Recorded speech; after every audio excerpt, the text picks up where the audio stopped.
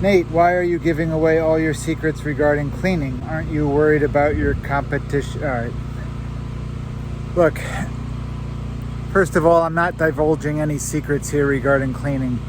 If you think I'm sharing secrets, I would encourage you to take that really as a red flag regarding your own knowledge level regarding this stuff. What I'm doing is trying to share some common basic knowledge regarding the exterior cleaning industry to try to get a lot of people up what is otherwise, or what can otherwise be, a difficult learning curve. There's no secrets being shared here. So the question is, where do I buy my equipment? My favorite online power wash supply places is pressuretech.com. That's a good one. Pressure Washer Products out of Florida is very good. Been very happy with them as well. And then if I'm just buying a hose or some fittings or something, pressurewashersdirect.com. Those are all fine. I'd like to work locally as much as I can, but sometimes the online warehouses are just the way to go. Nate, what do you think of Predator engines for power washers instead of Honda engines? What do I think of Predator engines? I don't think of Predator engines. So the question is basically how to get over a fear of heights. This comes from a gentleman down south. He's a little bit older. He is looking to get into exterior cleaning, but the ladders are an obstacle for him. I think it's a great topic and a great question. Obviously I can't speak for everyone. I can speak for myself. Here's my experience. I was terrified of heights for most of my life, like into my 30s. I wouldn't even lean against a railing on a tall deck or, step ladders, extension ladders, forget it, For me, that all changed when I went skydiving. It was something that honestly, I felt a little bit talked into by a girl. It was terrifying. It wasn't fun, but I did, in hindsight, I realized that something changed in my brain. When you step out of a little plane at 10,000 feet, it just puts into perspective ladder height. Sure, I can get hurt. I got to be careful, but it's not worth losing my mind over. It's not worth getting paralyzed with fear over. I don't know. That helped me. I'd be curious to know if that helped other folks, or if anyone's had this similar experience. Do I work in the rain? Yeah, I'm happy to work in the rain. I'm working in the rain today. I can't do every job in the rain. And this is something I try to explain to the homeowners when I give them a work proposal for their particular job. I'll say, hey, this is a good rainy day job, or this is a job that I really need ideal dry, calm weather for. I need dry weather for roof cleaning. I don't need dry weather to clean this sidewall today. This is a bit of a food fight. There's a lot of plantings and bushes and such around the house. So actually, the rain is helping me today, because if it wasn't for this rain, I'd be spending way more time than I am today just rinsing the splatter and gunk off of all the nearby bushes and trees and such. So it's very weather specific, but if the job is right, I'm happy to work in the rain. What's the biggest lesson you've learned since being in business for yourself? That's a great question. I could come up with a lot of big lessons. The one that comes to my mind right away is the one I'll say. Don't undercharge. I think when I was first starting out on my own, I felt a lot of pressure to just get a job, get any job, get my feet under me and get the ball rolling and all that. Well, there was jobs that I look back and in hindsight, I probably did for half as much as I should have. I certainly did them for less than I could live on. And again, it felt important at the time, but in hindsight, it really bit me in the butt because probably two reasons. First of all, those customers that I severely undercharged for tend to kind of annoyingly keep coming back. And I found it very hard to tell somebody, like a year later, yeah, I can do the same job again, but it'll cost you twice as much. That's a difficult conversation to have, and it's kind of like a dead end. It's very hard to get out of that in a good way. Secondly, those customers tend, it seems, to refer me a lot. And, they'll refer me along the lines of, hey, try this guy. He's so cheap. You don't want to be known as the cheap guy. You can't make a living as the cheap guy. You want to be known as the guy who's best at what he does. And it took me a long time to realize that. So the question is, if I'm so busy, why don't I hire more people? Why don't I scale up and grow my business? And there's so many reasons. Bear with me because they do tie together. So first of all, cleaning cedar on Cape Cod it's really a 3-season business. I might clean a couple days in the winter, but it's nothing I can plan on or count on.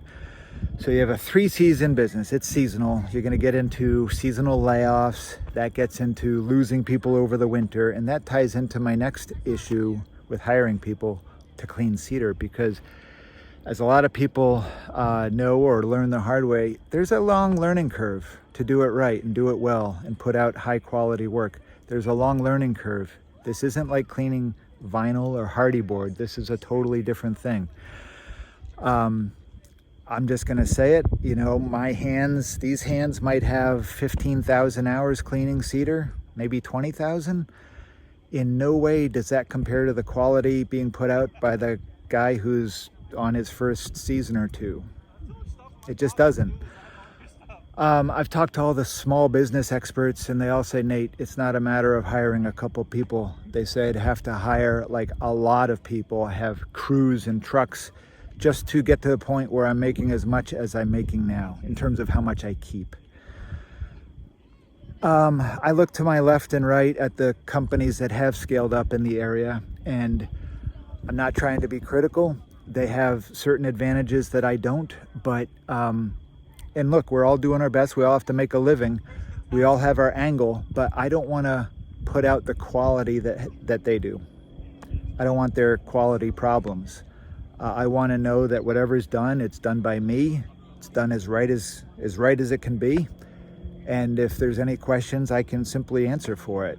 I don't want to spend my time driving around trying to smooth over unhappy customers, or quietly, replace siding that was hacked up, or replace roofs that were butchered by somebody who, they're coming up the learning curve. They're not up the learning curve. So I'd rather deal with the headache of just not having enough hands. I'd rather do that than the headache of the other side, where I'm dealing with quality control problems. And really, I wouldn't even be cleaning at that point. I'm just the guy in the truck drinking coffee and trying to sell jobs as quick as I can to feed the machine. No thanks. So the question is, why don't I text more, or why don't I respond to texts better or more consistently? Look, I get that everyone texts these days. I just can't keep track of text messages. There's no good way to organize them or keep track of who's who, or maybe I'm just old. I don't know, but email, I feel like I can keep tabs on better and follow through with better. Everything just gets jumbled and lost in text. And also, I get more text than I can ever keep up with. And that's no joke. For years I've had my phone number here on the internet on these videos. I get texts throughout the day and night from people I have no idea who they are. They're just looking for advice on this or that. I can't keep up. Here's an example. This is no joke. This morning I had like 10 or 11 text messages to look at. Here we are. I think it's noon or shortly after. This is how many text messages have come in this morning. I can't keep up with that. So a guy from Florida just called. He's got a place in New Hampshire, cedar-sided place that's turning black and green as always. He asked if I could give him a price to clean it, and I said, well, honestly, I'm here on Cape Cod. New Hampshire's not really in my area of service, but let's talk about it. So long story short, I guess the house is like right on the water, on a lake. You know, like 15 feet from three sides of the house to the water. It's on a little peninsula. And I said, well, look, cleaning cedar is easy enough. Cleaning cedar right up against the lakefront is a problem, because there's something called the Clean Water Act. Look it up, Google it, but basically it says in part, like, you can't wash something and have the runoff go right into a body of water. There's standoff requirements, and there's obviously you can't let stuff go down storm drains and all that. So I said, that's the type of job I'm sure you can find a local yokel beer money guy to do, no questions asked. But it's not something I'm interested in doing, because that's going to be a high visibility job, and I'm not going to go into a job knowing I got to break some serious rules to do that.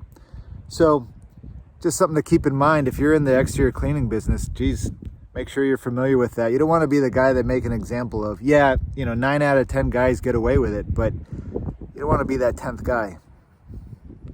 The question is, do I have a speech impediment? Funny question. I didn't think I did, but years ago I did. I had to take, when I was in elementary school, I had to take speech lessons so that I could enunciate things correctly. Certain words just don't come out right, or seem extra hard, but I think for the most part I'm doing pretty good, honestly. Speech impediment. Oh, I look like a dump. Question was, what's the most difficult and easiest things that I clean? So all else being equal, it really, in my world, it depends upon the hardness of the material that I'm cleaning, or how porous it is, basically. So think of like granite. That's probably about the hardest thing that I clean, and by hard I mean physically hardest. So that makes it the easiest thing for me to clean. Even things like concrete or brick are still pretty hard. They're a little more porous, so they can be a little more difficult, but those are still usually quite straightforward to clean. Synthetic materials, man-made materials like, AZEK decking or vinyl siding, those are super easy to clean most of the time. At the other end of the spectrum, I'd say anything soft or very porous is usually the most difficult to clean. So usually in my world, that means different types of woods. So the easier wood to clean would be the harder woods, ipe, teak, mahogany, things along that line. And then the most difficult woods would be oftentimes pine, like pressure treated decking. Sometimes that's embarrassingly difficult to clean, because it's quite soft, and it, does things like hold stains and that. And then I would say red and yellow cedar are much easier to clean than white cedar, because it seems to me that white cedar is quite a bit softer and less dense. So in my world, white cedar is the most difficult thing that I clean, and white cedar is the thing that I clean most often. How much do I charge/make per month?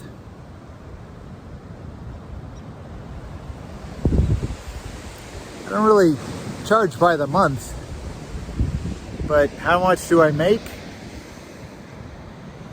Enough.